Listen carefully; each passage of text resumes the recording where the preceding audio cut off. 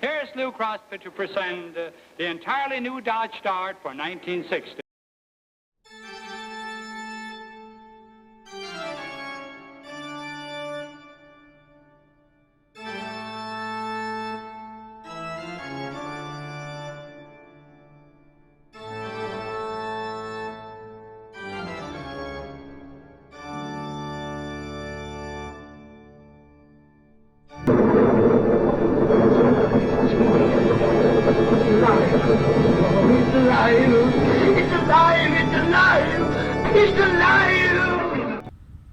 All right, where do you want to start?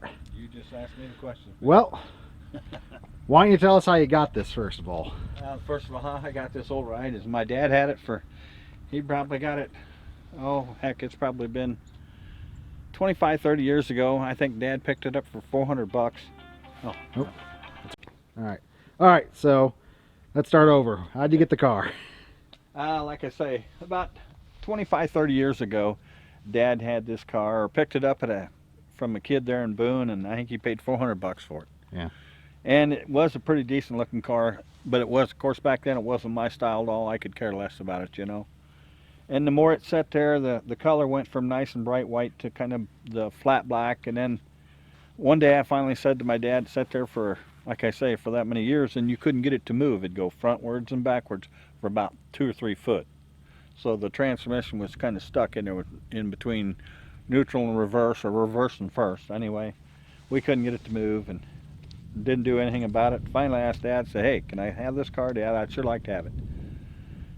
Kind of thought about it, and about a week later he said, you know, if you want that car, you can have it. Well, I took it to a buddy's house and let it sit there and asked him, he was going to fix it up for me, you know, and well, it become there 1 year, and then 2 years went by, like most guys know about that, and then all of a sudden it was 3 years, and still sitting there and hadn't been run for those many years, and then all of a sudden that was 5 or 6 more. So I finally took it home one day, and I hired a guy. I didn't have the time. I was starting a business and I was doing that, and I hired him to put on new brake lines for me and get it up and running. So he did just that, but he couldn't get it to run, the motor, and couldn't get the points adjusted. He had never messed with points much. So I finally got it, and I got the points right. Boy, it fired right back up, and you know what? I've never touched the points since, and the same set of points have been in that car now. Maybe I'm jinxing myself, but they've probably been in. I've probably been driving it now for almost 10 years. That is pretty good. And so the same set of points have been in. And it's a 318 poly motor, so it is a solid lifter motor from the factory. I don't think the motor's ever been out of the car. Okay. And well, why don't we pop the hood and look at it then? It's a pretty cool little ride. It's a 318 poly, which is a solid lifter motor. I did have a good friend of mine overhaul the transmission. Like I say, it was stuck, and took it over to him, and it was stuck in between first and second gear, or first and reverse, and he popped it and redone the tranny, and I've just been driving it ever since. Yeah, and this was kind of Chrysler's attempt to build something that's sort of like a Hemi but cheaper. You know, yeah, and they call it a whatever you want to call it. Polyspherical. Yeah, hemispherical or whatever. That's what they call it, you know, when I look at it and I'm going, never did get Hemi, but if you park this one right beside another 318, it's just a standard one. This one's a bigger motor. It looks like the 440. And it pulls real good, it drives good, floats down the road.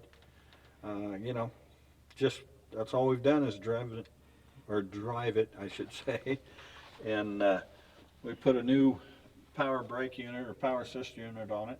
And those look kind of different to what people are used to seeing right there. Yeah, most of them don't know what the heck it is, and I didn't either until I got into it a little more and had to find one of them, found out just how hard they are to come by and these kind of things, you know. Mm-hmm. But it is a fun old car to drive. Yeah. Yeah, and there's an original radiator in it and everything, huh? Yeah, everything's pretty much original except for, of course, the battery, and still the original power steering unit. New alternator. Yep. It does have a new alternator. And I've put a couple fuel pumps on it. Kind of seemed to hate the fuel pumps. I don't know what's going on there. Yeah, ethanol maybe. Yeah. I put dual exhaust on it. Makes it sound pretty good. I don't know if it gives it any more power, but it sure feels like you got more power. So, what do you think it's got for about power? Do you remember? Oh, I'm guessing. Golly, I would think you'd be lucky if you had 220. Yeah. You know, I would think, you know. But it is so much fun to blast and drive. My wife and I'll take off on this thing, and we'll go to to the Mississippi River and drive up and down through there and look at the colors and this kind of stuff, you know, and everybody's looking at this thing like, what the heck? They're trying to figure out just what it is. And that's kind of a fun deal about it, you know. It's just... It's a rare car. Yeah. And it sounds good, and it runs down the highway, you know. You're running 70, 75 mile an hour, and people come up beside you. Matter of fact, they'll speed up for a long ways to behind you just to get up to you, just to see what the heck is going down the road. See if they can see the badges on it. Yeah. Once I took it to the Good Guys show, and I had... I'd driven my other car in the day before, and it rained. If most guys know what happened last year, Good Guys. Yeah, down in Des Moines, that's the night you got, what, 10 inches of rain down there? Yeah, it was unbelievable. So anyway, I took it home, and I brought this back the next day, and I had the Falcon sign on the window to get in. And I had guys come up, and I was sitting back in the chair, and guys would come up, and they'd say, now that's a Falcon one. That's one I've just never seen before. You know, I just got the biggest kick out of that, you know. And I never went up and said anything to them because they just walked away thinking that that's a different model Falcon that they've ever seen before. Yeah, they didn't notice it says Dodge on it. No, they didn't notice it. I'm just going, you got to be kidding me. Yeah. It was great. I laughed like crazy. Now, when you got this, did it have the pinstriping on it that we see? No. Let me close the hood for you. So let's take a look at it. Oh, now my phone's ringing. Hold on. Okay. Want me to shut it all the way? Yeah, go ahead.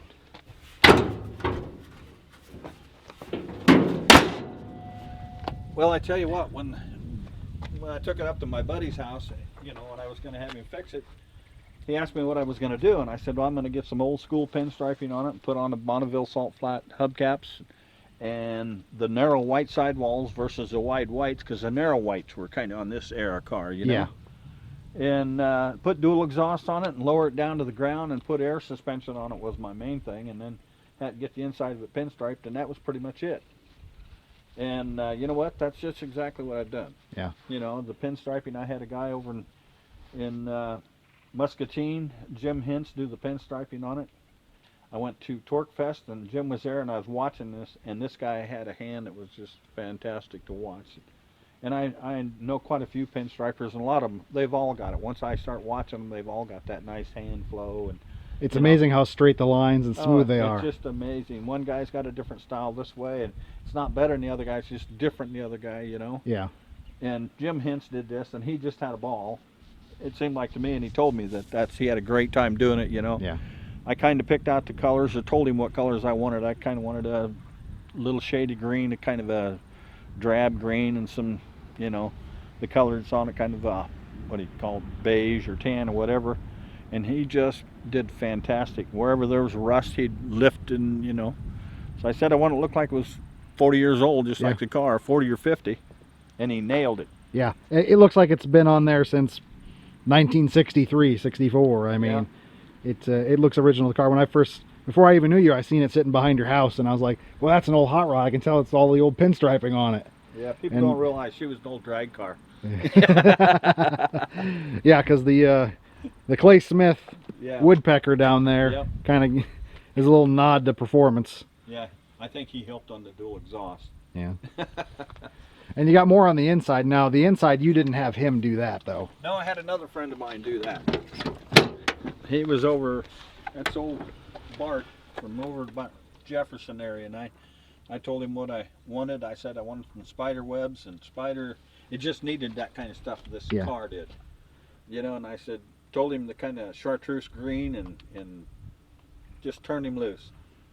And he was pinstriping this, and it was darn near dark out. And he was doing the inside of the doors and, you know, the jams and everything, you know. And we got some on the jams there, spiderweb, yeah. Yeah, he's got, back here, there's some on the, you know, so it's a little bit brighter than the other ones, but you would expect that on an old car because it'd be protected. Yeah, that's protected right through there. So, I mean, that kind of makes sense to have it a little brighter than the others. Yeah, those over there, they set out in the sun, you know. Yeah. And the interior is just kind of the old blanket interior. It's just kind of the old... well, you got some original interior left in there. Yeah, the door panels are original. And the back of the seat here isn't it? If you want to look up at the headliner, that's pretty modern. Yep, all the free stickers you get when you order stuff. Yeah. You know? I always like stickers, you know. Yeah, a lot of people do that, or they'll get old oil tins and kind of beat them, and then they'll put them on the top. Oh, is that right? Yep, I've seen that for a lot of rat rods do that with door panels too. That's another good one. Yeah. But I put some dual exhaust on it, you know, and I still would like to put air right on it. I just would love to be able to pull up to some place and just go, just drop it in the weeds. This thing would be cool doing that. And when we drive it down the road, it just floats, and we'll get 15, 16 miles a gallon. Yeah, with a three speed, and you can't, in a V8 you can't ask for much more, really. You know, it's a great example of just an old Survivor that you kind of put the hot rod touches on. Oh yeah, that's what it is. And you know, my wife loves riding in this thing, and I think we get as much looks out of this old car as what I do out of my Falcon. Yeah. And you know, it's a different kind of fun that you have in this car. It's just kind of a laid back, real cruise, easy going. Maybe it's you know, maybe it pulls you back into the 60s, you know, maybe that's, you know, pull your girlfriend over closer to you in the middle of the seat, you know. Yeah. Not saying we do that, but you know. Well, you know, and it's a whole different kind of class of vintage car. You know, it's a whole different subculture within the classic car community. It's, you know, it's an old patina car, and we just have fun with it the way it is. Oh yeah, yeah. You know, you're not all serious on. No. You know, it's not a competition. It's. No, it's by far not a competition. No. We'd love to take this on power tour. We'd like to have I've got an underdash air conditioner. I'd love to put the underdash on. I'd like to have the interior a little nicer. Put new seats and this kind of stuff in it. Mm-hmm. And I don't care about a headliner. I don't need a headliner, but I would like to have it. And I do have a new windshield for the front. I just haven't found the right gasket to put on it yet, or the right one to put on it. Yeah. If anyone that watches this knows where you can get a good gasket for a 60 Dodge, let me know, and I'll let Bruce know, because it's a one-piecer. Yeah, it's apparently a difficult find. Yeah, I'm having a hard time, and you never know who sees these things. And it's a green glass also, like the back one is. So it'd be pretty cool to have. Yeah, you can kind of see the green tint. Yeah, see if we can pick it up on the camera. I don't know if you guys can see that or not, but yeah, it's got a subtle green tint to it, almost like a Coke bottle. Yeah, that's probably a good word for it right there. Yep, and you can see the pinstriping through there. And take a look at the driver's side, because it's got kind of a cool speedometer and setup. You don't see a see-through speedometer like that very often. You know, it's always in the dash and it's backlit, and this one isn't. You know. Yeah, it's a pretty smooth old car, really. Yeah, Chrysler styling is just, it's interesting at this time. You know, they were doing some extreme stuff compared to the other two. And you want to notice there's no park. Go up to the Oh yeah, on the push button. Push button. You have to use your emergency brake always you put it in neutral. Mm-hmm. Leave it neutral all the time. Your emergency brake is right at the back of the transmission. Yeah, and that's one where you just hope the cable doesn't stick.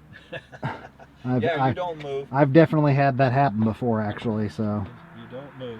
Yep. And of course, you got the classic big 50s wheel. That's that's got the acrylics coming, or whatever they used for plastic back then, is cracking. But yeah, if anyone else knows where you can get that fixed, let us know too, because we were talking about that. But yeah, you did a great job on the pinstriping accents. This car just has so many cool lines to play with. That's why I wanted to do it. I wanted to do this for Halloween, but we got rained out the first time. Yep, yeah. It's a pretty sweet old ride. Yep. Solid Survivor. I mean, you just don't see 60s. Did you show them the back? This is probably the coolest. Oh yeah. Let's not forget that, because that is such a cool. It's a cool rear end. Yeah, look at that back end of that thing, man. Yeah. Yeah, that's just so cool. Nice dual exhaust pipes hanging out there, you know, leaving its mark on the chrome. Yep. That's how they had it back in the old day. And of course, give the credit to the guy that pinstriped it. He's got a signature right there. Mr. Hentz. Yep. 2012 it says, right? Yep. Okay, yeah. And these lights do not light up though. Oh, they're fake lights? They're just reflectors? They're just reflectors. Yeah, because you would think that'd be a turn signal almost, because it's amber colored. Huh. And rear fill gas tank. Yeah. That's always nice to have. Yeah. And a trunk. Holy buckets. Yeah, you can, you know. This is before the Dart became a compact. It was just, this was kind of their full-size economy model in '60, wasn't it? Yeah. Although this is the upper trim package. I've got the MSR, the purchase order of this car, and it was $2,700 when it was brand new. Yeah.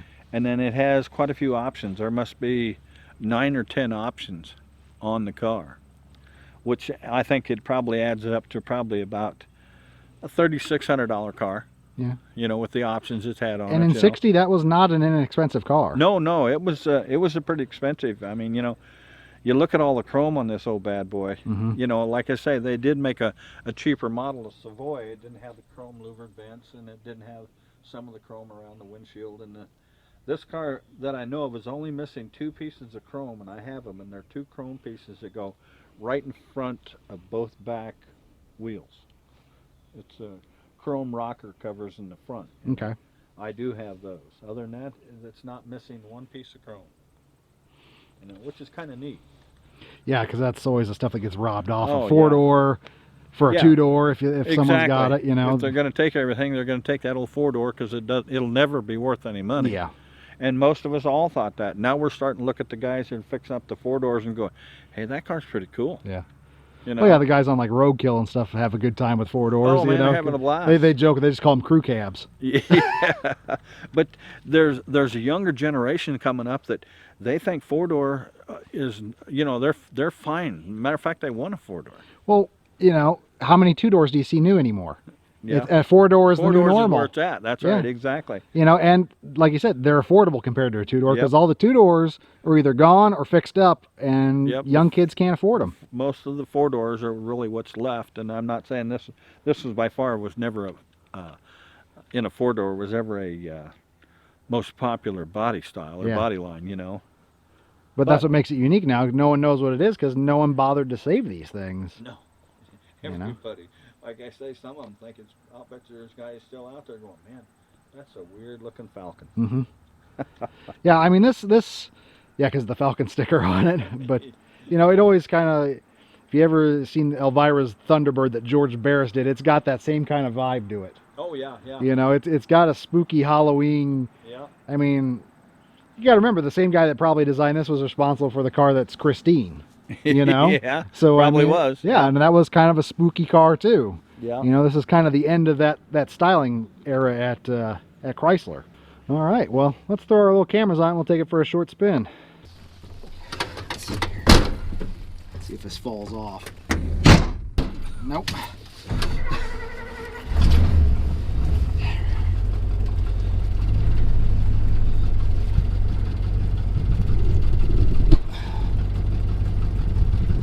That's good. Okay, we're good to go. Yeah. I wished I knew if we could go across the bottom. Well, we can roll down there and see. Yeah.